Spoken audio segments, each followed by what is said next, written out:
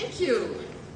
I'm delighted to be here, and I've never been to the Margaret Mitchell House or this center.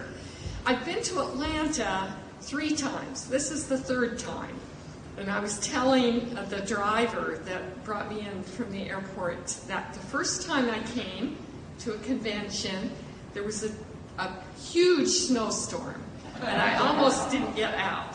The second time I came to give a talk at the Atlanta History Center, there was a hurricane threatening.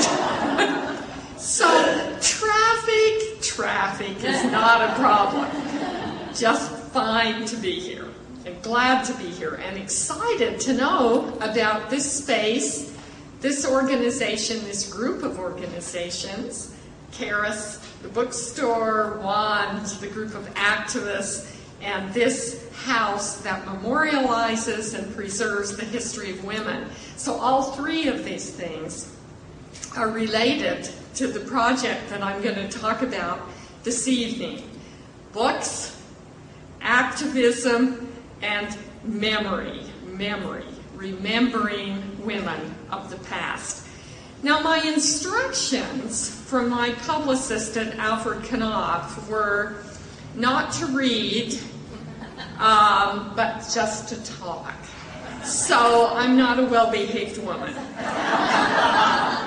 I'm going to read just a little bit from the first few pages because it's a succinct way to explain the title and the cover of this book. Maybe I should say, first of all, this is not me on the cover.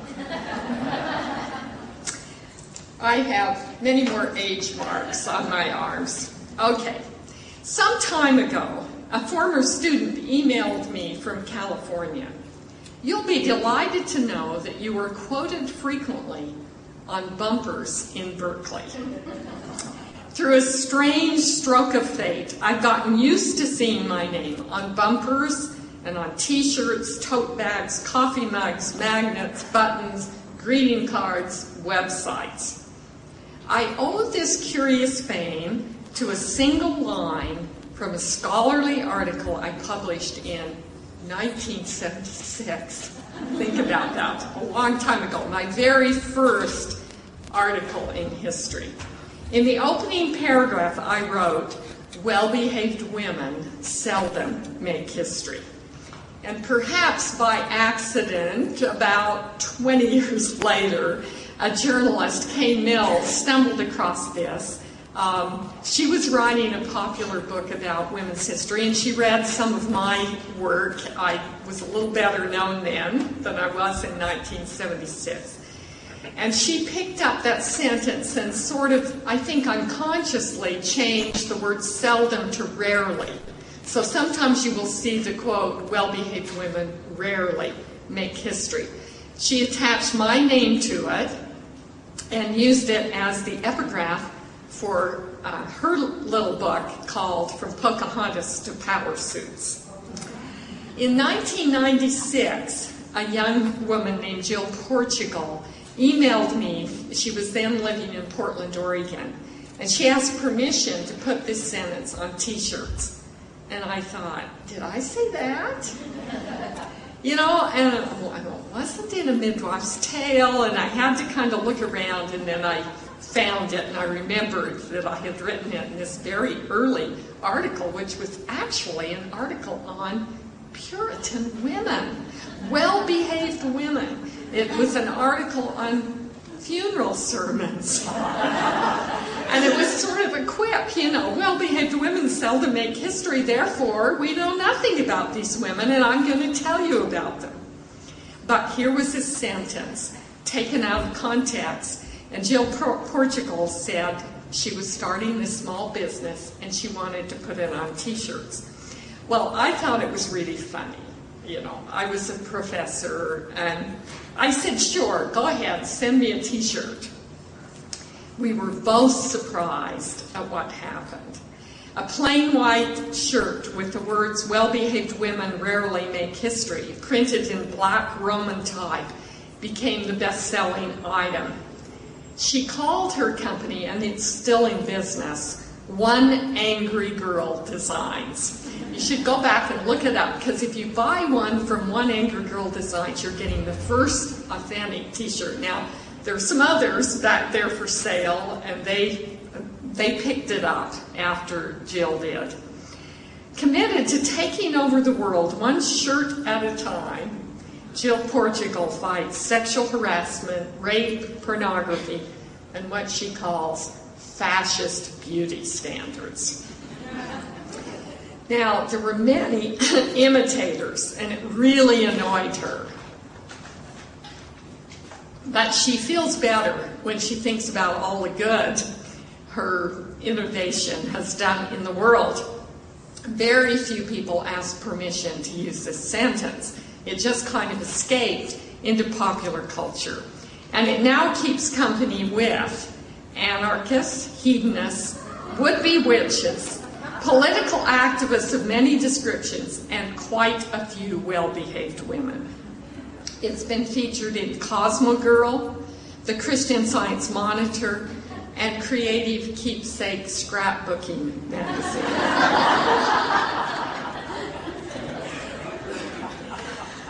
One of my favorites, and someday I'm going to go down and meet these folks, are the Sweet Potato Queens of Jackson, Mississippi. They have adopted as their official maxim and sell it on their website. In fact, Casey Jones, a member of the Sweet Potato Queens, who's a country western singer, performed a song on Garrison Keillor's Prairie Home Companion. It goes this way. Now, I've been getting in trouble ever since I was a child. Mama told me girls like you turn into women that run wild. But if I didn't do what I'd done, I wouldn't have had me so much fun. And Mama, life's too short to live it any other way. And then the chorus, well-behaved women don't drink shots and beers. That's why well-behaved women bore us all to tears. They're politically correct, but we invite them to defect because well-behaved women rarely make history. So anyway, they have invited me, even though I don't drink shots of beers, they have invited me to come down and join them for the St. Patrick's Day Parade in Jackson, Mississippi. I haven't done it yet, but I will. One of these days I'll do that. Okay, so that's one way in which this slogan has been understood. But there are lots of other ways, and it's been fascinating. I get fan mail. I still get it.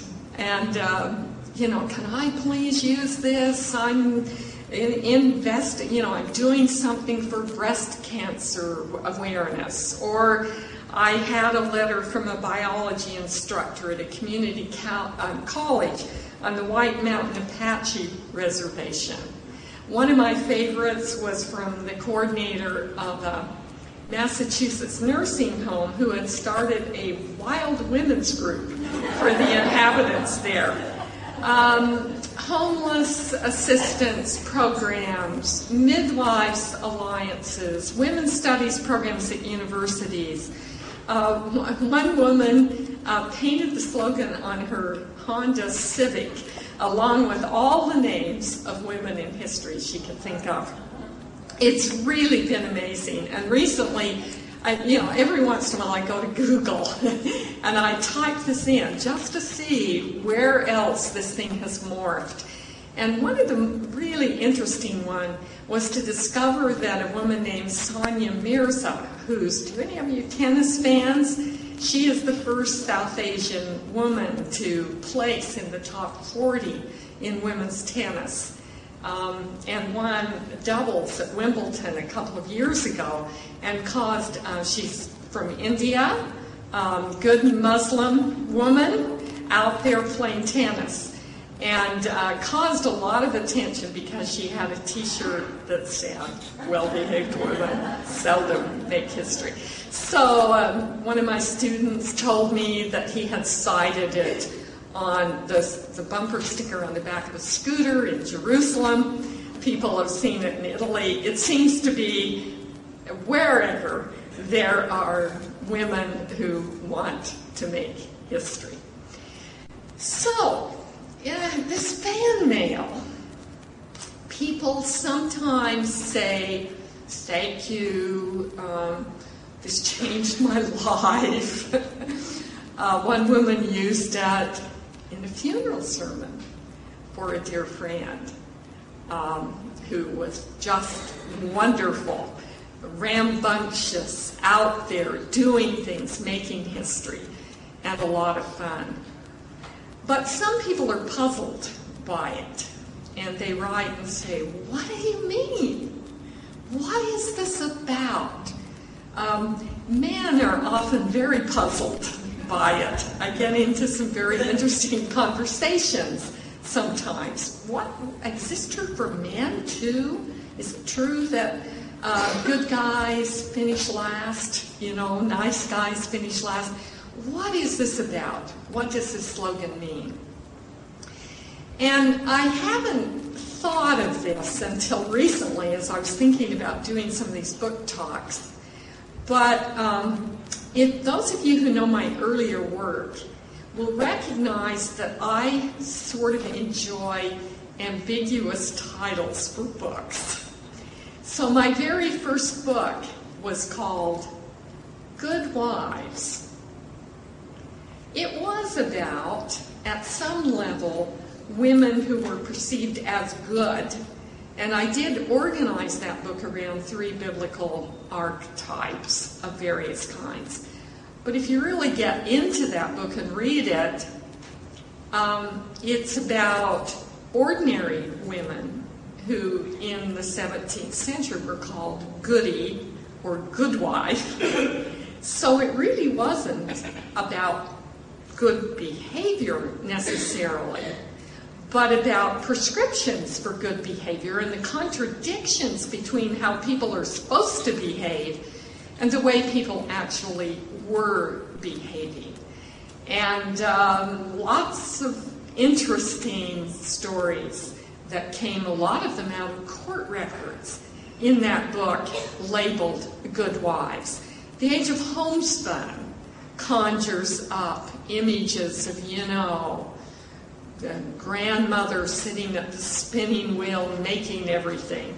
And yet the book turns out to be about frontier violence, about basketry, about Native American intersection with English settlers. So those of you who know some of my earlier work might be recognize that this title, accidentally or intentionally, is going to turn out to be a little more complicated than it may appear on the surface.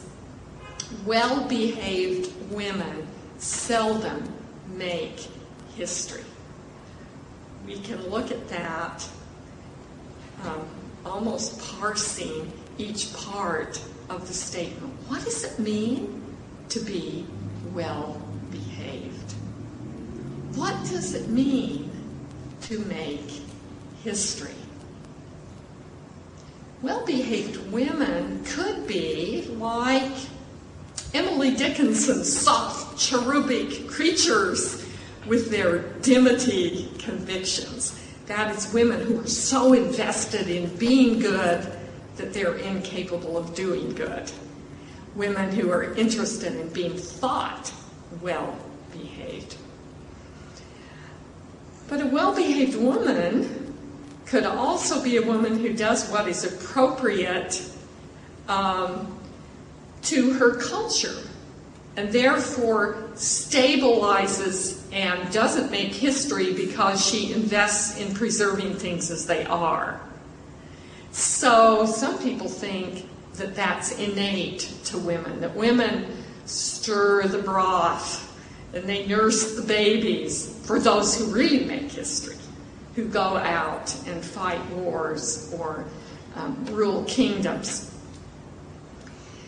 Well, I've chosen in this book not to prescribe what is good or bad behavior. In fact, you'll find when you get very far into the book that I'm telling you lots of complicated things about who's well-behaved. Was Rosa Parks a well-behaved woman?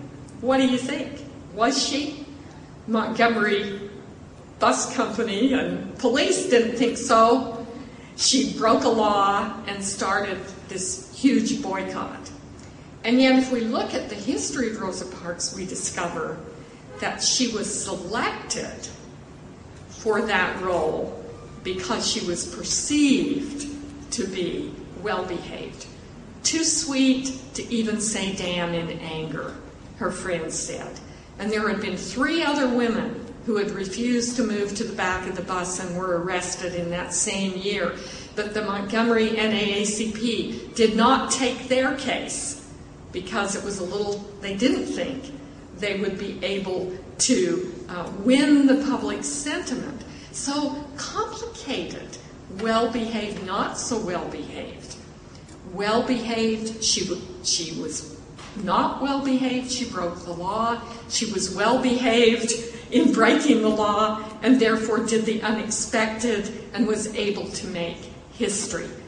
But prior to that action was a long period where she was actually trained as a social activist. So if we look at any story worth remembering, we will discover complexity. And that's, of course, what college professors do on the one hand. On the other hand, we always have 2 hands and sometimes 3 or 4 hands and totally confuse people. So in part, what this book is about is, hey guys, not so fast. It's not quite so simple. So here's how I organized the book. I teasingly told people that I was writing history of women in all parts of the world, in all historical periods, in 245 pages. And that's what I did. But of course I had to be highly selective. And what this book is really about, deep, dark secret, if you want to know what this book is about and what designs it has on you, this is a book that celebrates the impact of the women's movement of the 1960s and 70s on knowledge. And I'm arguing that because women tried to make history, they discovered the past.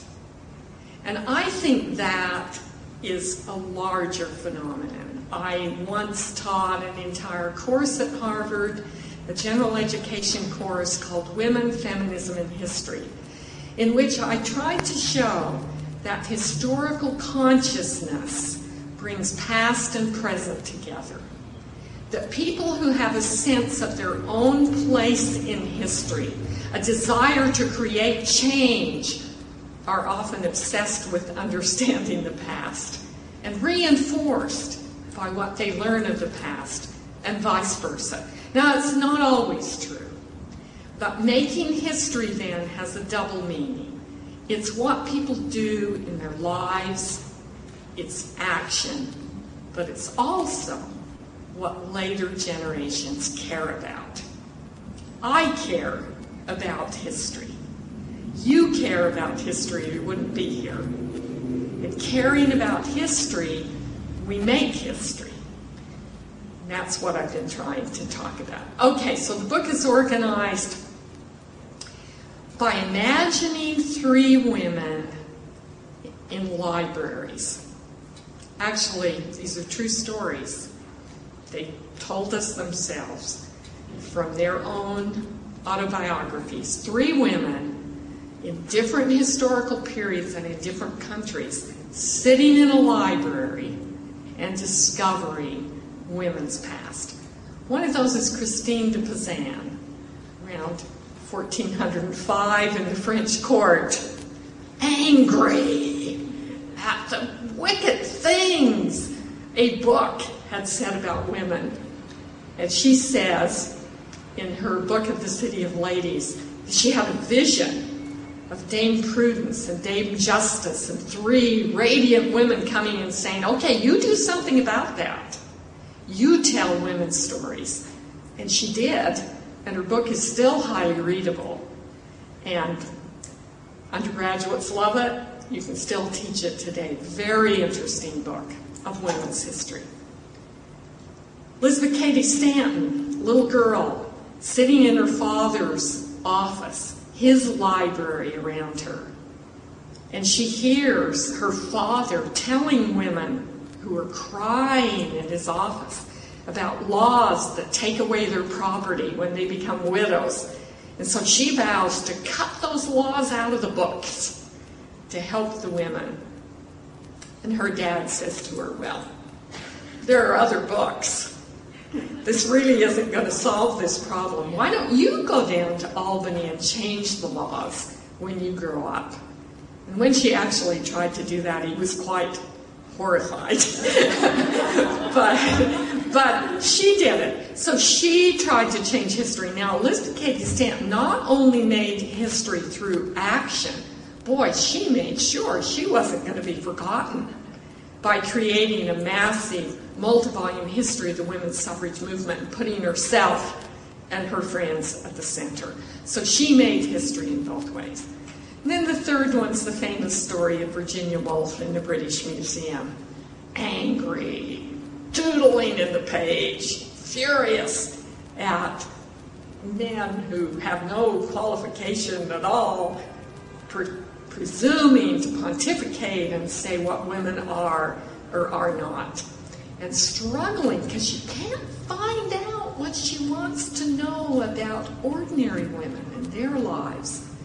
And so she makes up the story, what if Shakespeare had a sister? So I take these three women, I tell their stories, I talk about the parallels. It's really very interesting. The parallels are quite fascinating, even though they live in different times and places. And then I redo certain aspects of the stories they told through the scholarship of the last 30 years. Virginia Woolf thought that if Shakespeare had a sister, she would have run away to London, gotten pregnant, and hung herself in despair.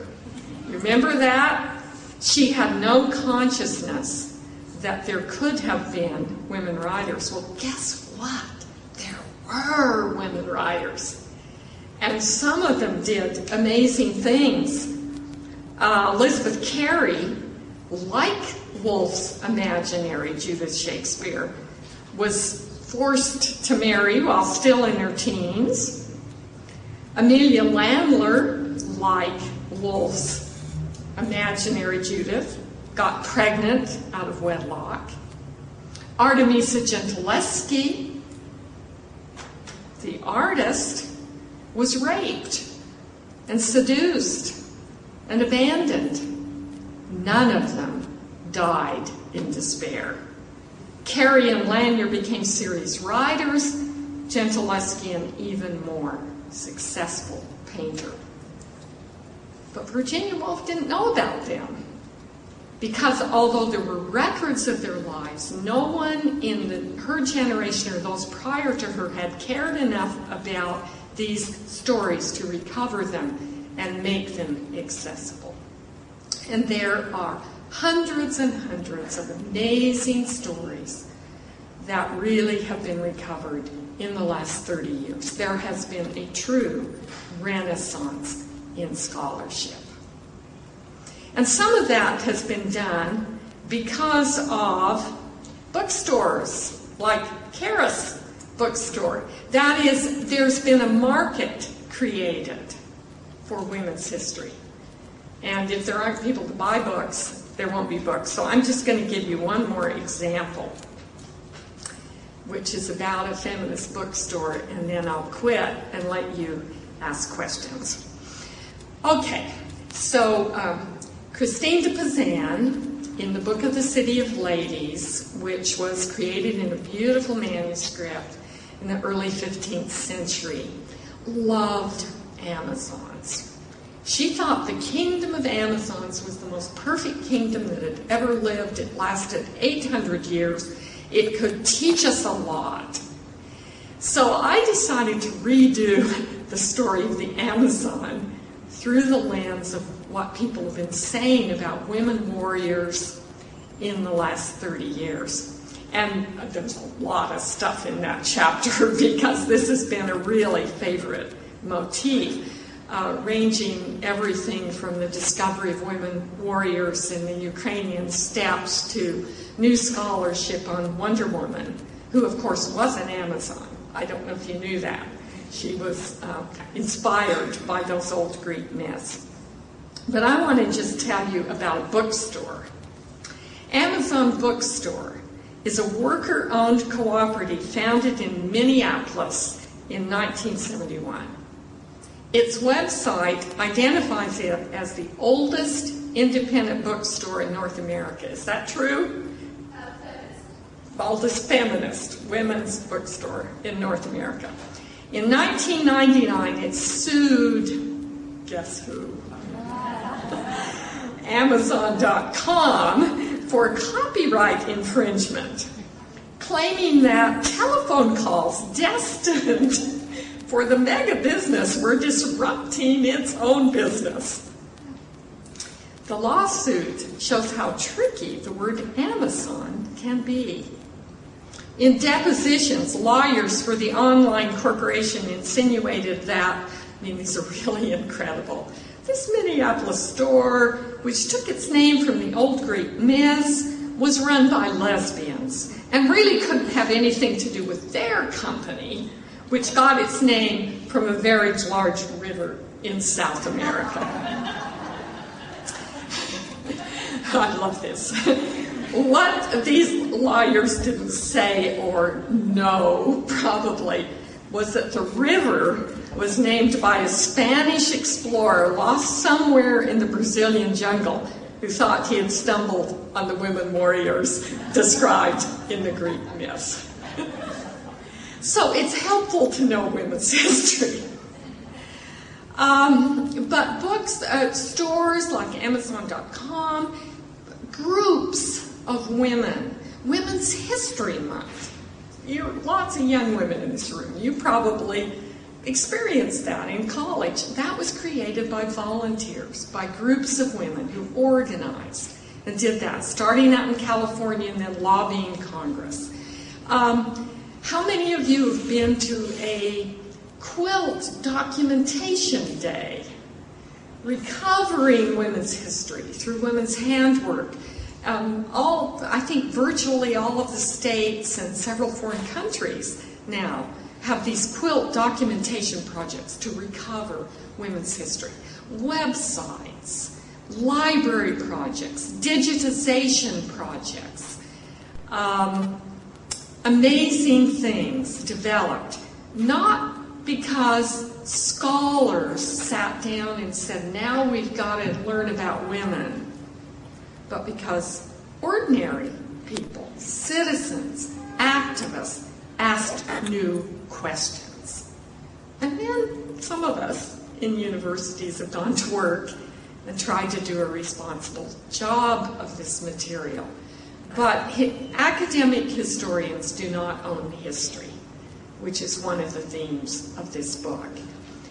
Well-behaved women seldom make history because they don't sign their names, they don't save their papers, they don't think their lives are important, they let somebody else do it.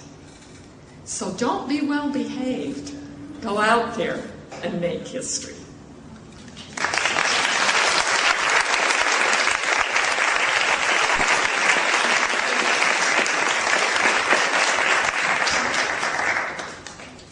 Okay, so I think we're supposed to have a kind of interchange now. Discussion, comments, questions, whatever you would like to do. Yes, on the back row. It seems to me that young men, and maybe older men too, have become less sensitized to women in the last 5 or 10 years than I thought they were going to be becoming earlier than that. Where do you think we are in terms of the rights of individual people today, women in particular, and male response to them? Oh boy, where do I think we are? I always wiggle out of those questions by saying, I'm a historian, I deal with the past.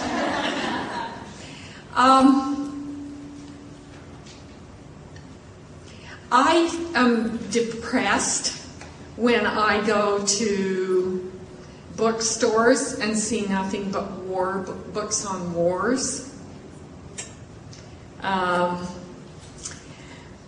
And I guess if I would be really, and there are fashions, there are changing patterns in what people read and what they're interested in, but I think there's still somewhat a segment of the book marketing world that thinks history is for men and fiction is for women, which is something that has, been a cliche since the 18th century, when novels were considered frilly and frothy and belonged to women, and real history belonged to men. So I don't know. I have a hard time generalizing about where we are or are not. I can talk a little bit about where we are in terms of the very gifted young people I teach at an Ivy League university. And I would say that the knowledge of history, period, let alone women's history, is not very deep, even with these very gifted students. And then I will say students can get very excited about it if it's introduced in a way that touches things they care about.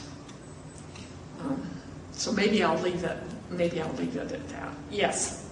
I've enjoyed your work on Martha Ballard in the past, and I'm curious, with these three women that you focus on in your latest work, was there one who touched you more than the others? Because I'm assuming, of course, that Martha Ballard was very special to you. Yeah. On that, and was there one who picked the forefront in this new book? So the question is, did someone in this new book touch me in the way that Martha Ballard did? And the answer is nobody will touch me the way Martha Ballard did. I mean, I lived with this diary for 8 years, and it's a very intimate book about one person and one person's life.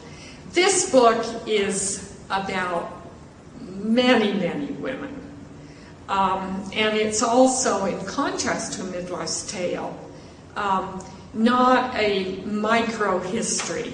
It's just the opposite. It's broad and all over the place. I think it's, but I was very touched by that very multiplicity. Very touched and amazed. I thought I knew a lot about women's history. I had to rely on other people's scholarship in order to write a book of this breadth. And I would get up in the morning and think, I'd like to know about, and I would find books, articles, fabulous scholarship. I went out of my comfort zone. I write about Europe, I write about Africa, about earlier centuries. I write about the 20th century, which is way out of my comfort zone as an early Americanist. And I was really moved by how much we know, by how much scholars have done, but also by how much just good citizens have done. Let me give you an example of that.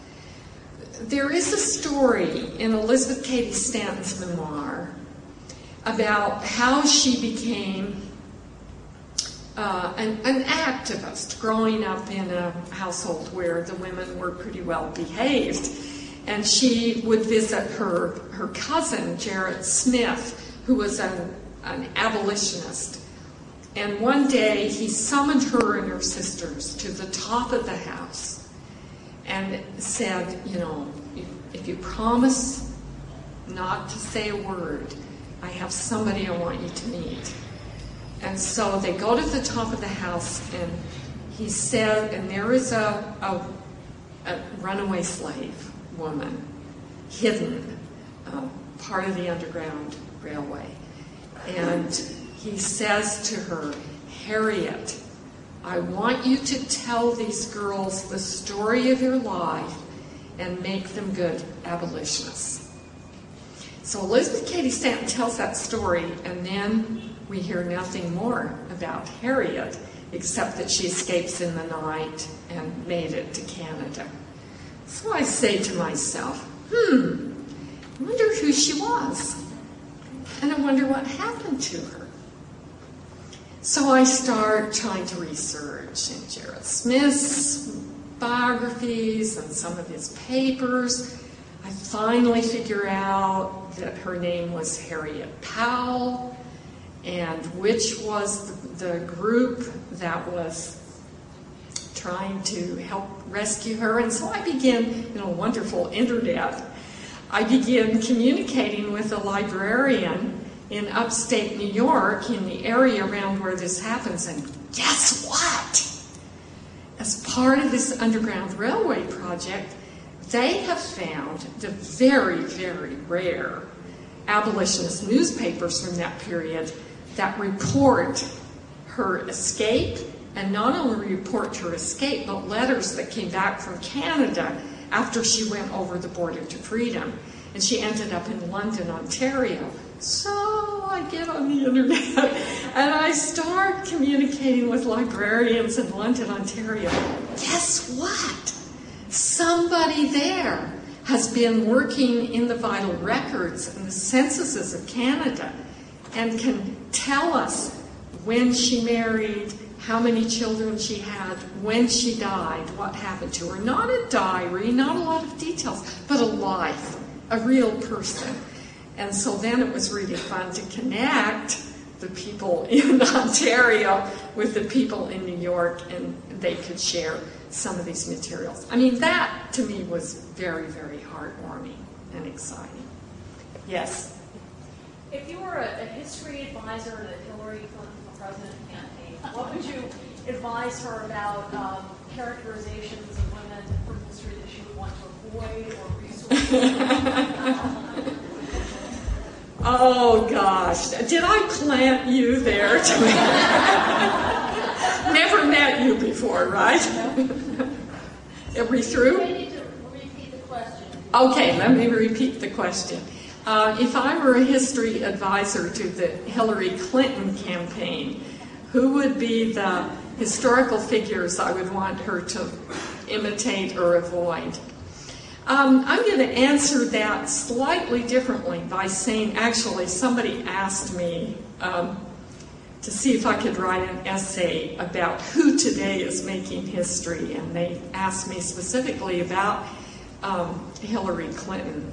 And I'm not a political scientist, I'm not an expert on this, but it occurred to me that Hillary has a very interesting dilemma. She is both new and old. She's probably, I think she is, the first potential presidential candidate to really look like she can make it to the nomination, if not to the presidency. I mean, we've had lots of presidential candidates before. Who was the first one? Nah, not Shirley Chisholm. Long before that. Who? Victoria Woodhull. Yes, who is that? Who's Victoria Woodhull? She ran for president. Oh, she was amazingly outrageous, and I'm sure Hillary will not want to identify with her, but really, really interesting woman, a spiritualist who got rich on Wall Street, corresponded with Karl Marx, ran for president in the 1860s, shortly after the Reconstruction Amendments, and before women had the right to vote, except in Wyoming and Utah. I think it was 72, at the election of 1872, that Victoria Woodhull. She spent election night in jail, and what happened was she had published in her newspaper the story of Beecher, Harriet Beecher Stowe's brother, who was the famous minister who was apparently having an affair with a parishioner. Henry Ward Beecher. And so Alexander Comstock, who was the self-appointed guardian of the nation's morals, had her arrested for obscenity. And she was jailed, but then the case was thrown out. Okay, so she would avoid Victoria Woodhull, the first woman to run for president. But Shirley Chisholm, Margaret Chase Smith, there have actually been a lot of very interesting women who have run, usually either as protest or as favorite daughters. I think that was the case for Margaret Chase Smith. But think about this. Someone has figured out that nearly 20% of American women who have served in Congress, in either the House or the Senate, succeeded husbands who had died in office. There is a strong pattern of wives succeeding husbands. And some of them have been, fabulous.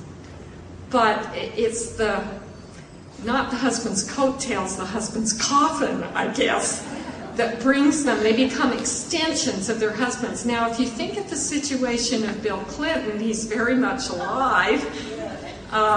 Too alive, some people think, in terms of Hillary's campaign. But he can't run for that office because of the constitutional amendment. So she is in the very peculiar position of being a widow, pseudo-widow, virtual widow, succeeding her husband, but her husband's still alive. And that seems to me, and I talked about this to a group of young women at the Kennedy School a few weeks ago, and one of them said, I've spent the summer working on the campaign, and people are really worried about that. So if we start thinking, is this breaking history? Is this following history? I think that's one of the things to... And of course, she's done a lot by being elected on her own right in the Senate and establishing a political career, but it's an interesting question. The more interesting question is why it's taken so long in the United States. When there have been heads of states, monarchies have heads of states, Elizabeth I, and so on. Is there another hand? Yes? Some of the technology has enabled your research to perhaps, move more quickly since you began as a historian, but it doesn't sound like your methods perhaps really changed. But how does it, correct me, obviously, that's a bad supposition, but how else has the environment or the types of things you're interested in pursuing changed? Is it easier to write and get published now? Is there a bigger audience? Oh boy, a whole bunch of questions there. How has the technology changed my approach to history, and has the audience changed? Is it easier to get published now? It's definitely harder to get published now for most people. If you're an established author, you can get published if your books have done pretty well. But I'm thinking my first book was my PhD dissertation. And it was published by a major New York trade press. And all my works have been published by Alfred Knopf. They won't even look at a dissertation today. The book publishing business is in trouble. There are areas of history where you can't get published. U.S. history is still pretty good, but in European history it's very hard. So books are somewhat in trouble, I think. I hope I'm not saying anything wrong. Am I right? There's our book people back there. Yeah. But I think we have to think about new ways of reaching audiences, and the internet is fabulous and terrifying and a really serious problem. There's just lots and lots of just junk. But oh my goodness, as I just illustrated before, you're able to make connections in ways that was impossible in earlier periods. One of my concerns is that the funding for digitization of primary sources not all go toward 19th century views of the past. If we're just kind of now putting online all the great stuff that the 19th century uncovered with their notions of what history is, we have really serious problems, which is why it's important to support things like the digitization of the quilt projects, of private papers projects, not just presidential papers projects, well-behaved women's papers, not just national heroes. And there are a lot of financial implications of that, but maybe it'll get easier and easier to do as the technology changes. Yes? Well, I don't know if you want to spot here, but speaking of Clinton, this former long ago press secretary, J.D. Myers, has a book coming out early next year called Why Women Should Rule the World. Do you think the world might be better off right now if women had been ruling the world for a while? No.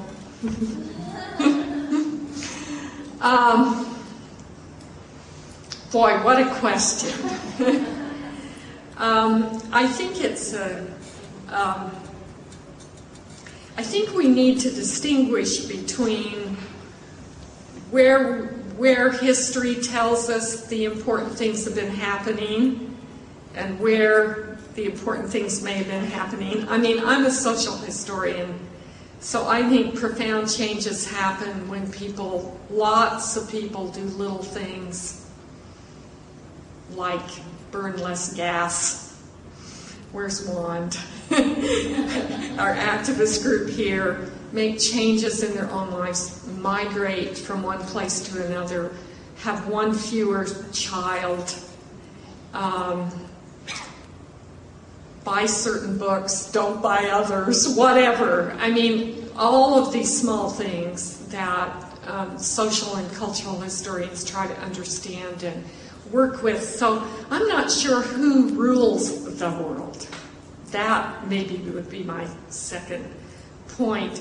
But the larger point is, how different are men and women? And are we talking about a kind of essentialist notion that they're fundamentally different? One of the things I play with a bit in the chapter on Amazons is that question. And I was surprised as I did this research to realize that women have been in combat in most wars. We think of it as very recent. The circumstances were different, but boy, they've been out there. Which isn't to say that gender norms haven't helped to create wars by making it manly to fight, but women have been doing it for a very long time. So I think gender doesn't explain enough. Gender is an extremely important variable, but it doesn't operate independently of other things like economics and religion and other aspects of society and culture. Yes? Along those lines, I would like to say that I think that if we did have more women in power, they would address those issues like child care that women understand and deal with all the time. Like when Nixon vetoed the Child Development Act in 1972, and it's never gotten off the ground. We're the only industrialized country in the world that doesn't have, government licensed child care and things like that that are really a huge burden on women, and we can't really get men interested in those issues, it seems to me. And we are still lagging behind other nations in how many women we have in elected government. We're behind China and Cuba and Afghanistan. We have more women in Congress than we've ever had, but we still are behind other nations, and I think that's alarming. And I would like you to just say something about why we are reluctant to elect women, if you have a feeling about that. Well, you asked a really extremely important question, and You made an argument that may be true. I don't know. That if there were a larger percentage of women in elective office, our society would do something about childcare. As the historian who's always trying to complicate things, I would say that women had a lot to do. I would say women have a lot to do with the fact that we don't. And we haven't done that. Because you could make a very good argument that the 19th century was an era of incredible power by women, dominating large segments of culture as writers, and especially popular writers. I mean, popular writers like Harriet Beecher Stowe were, like Fanny Fern, whom you'd never heard of, far outsold the writers that I studied as an English major in the 1950s, like Hawthorne and Melville and Thoreau and others. I mean, in that area, immensely powerful. The Women's Christian Temperance Union was an incredibly powerful political organization in the 19th century, well before women had the vote. So women have had political and economic and cultural power. And a lot of that power in the 19th century was really directed towards celebrating the home and toward sustaining the notion of separate spheres, and that politics was a nasty thing and that women were going to have a different kind of politics, although they didn't call it politics. I mean, they were going to have moral influence, which was going to create our society. So maybe what we need to do is study more about how that worked in the 19th century, so we think about whether a women-focused political movement is going to create fundamental change. I'm not sure, but we have had one. We've had lots of women-focused political change in the past. And you could broaden that even to France. I think there are many scholars who would talk about these very dramatic reforms that were made during the French Revolution that attacked traditional notions of family and religion and so on. And a lot of that ended because of the mobilization of conservative women who thought women's power was really expressed in those areas and feared the state taking over. Think of the ERA, mobilization of women on both sides, and in most areas of controversy, I think you're going to find activist women disagreeing with each other. As a liberal and a feminist, I would like to think women could all share and come together, but I suspect we'd have a huge fight and there would be women on both sides in most of those issues. This is just my opinion. Time, we're through. One more question here. In reflecting back on the conservative, of women back in the 50s, 60s, 70s, what would you say was the impetus that really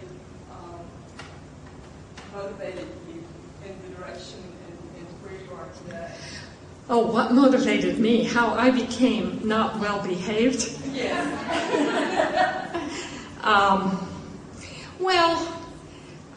Certainly the things happening around me. I think the experience of being a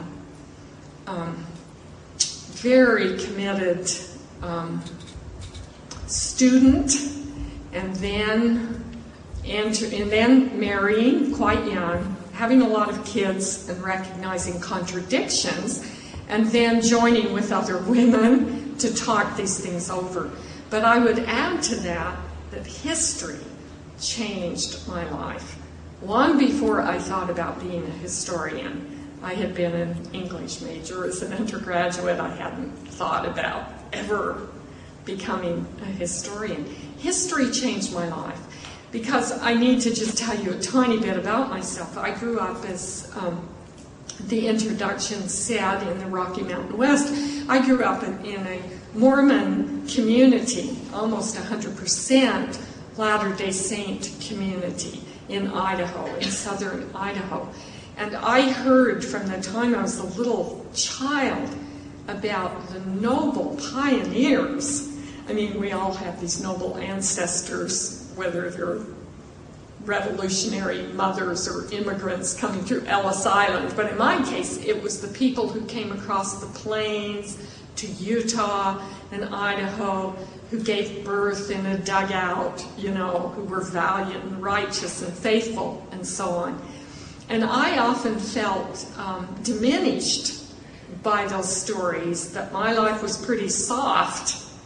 And, oh boy, I just can't measure up. I don't have that kind of faith. I don't have that kind of resilience. And I was beginning to question lots of things as a young person about what my life should be like, and devoted entirely to home and family. And what a shock to discover that some of those pioneer grandmothers were not so well behaved. Actually, in context, they were fighting for the faith. But they, my friends and I, discovered in Widener Library in the basement a 19th century women's periodical published from 1872 to 1912 that was about as radical as the Revolution, the one that Susan B. Anthony, in fact, they were affiliated with the National Women's Suffrage Movement, the radical ones, Anthony and Stanton's movement. And Utah women had the vote in 1870. They were also polygamous, which was weird and hard to comprehend for a young woman in the 1960s. I knew they were polygamous. I didn't know they were feminists and suffragists, and that some of them took off and went to medical school, and that they were running cooperative stores. And that kind of history kind of blew away my boundaries and the stereotypes in my life, and made me think that being a pioneer was not doing what someone else did, but picking up your burdens and facing the future and creatively dealing with the circumstances of your own time and place. Thank you.